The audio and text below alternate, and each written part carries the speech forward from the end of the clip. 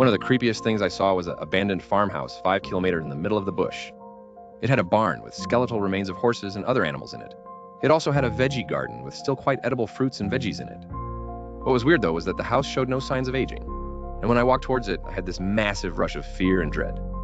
As I walked towards it, I could hear a very loud buzzing and my vision was coming red, and I could taste metal, so I backed off and it went away.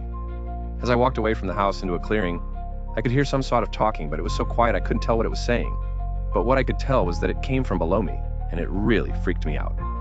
I'd had enough of this, and I didn't want to be alone, so I started walking to a ridge that had a fire track on it that led out of the reserve.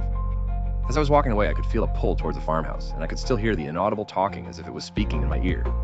As I was walking away, I could hear something following me, which was also making a talking noise, so I sped up the pace of my walking.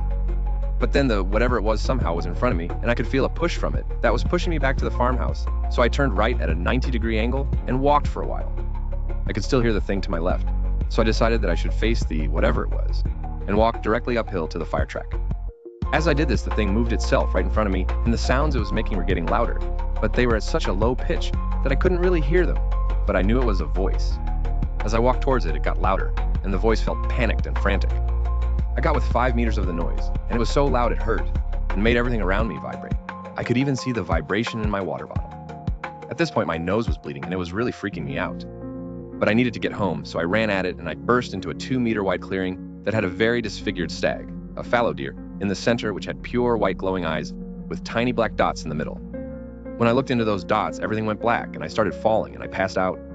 I woke up from what I could tell was quite a while later, but I couldn't see very well, and I was under something, so I pulled it off, and it was a blue tarp, and I was in the barn that was next to the farmhouse. Now, I was really freaked out, and I ran outside, and again, I was at the farmhouse. I then ran up the hill towards the ridge, and I could hear something chasing me, so I ran fast as I could up the hill. I ran for ages with this thing following me. I eventually came to an information board that is 1 kilometer from the dirt road that heads into the nearest village. I ran even harder and faster, and I made it to the road where 2 hikers were packing away their stuff.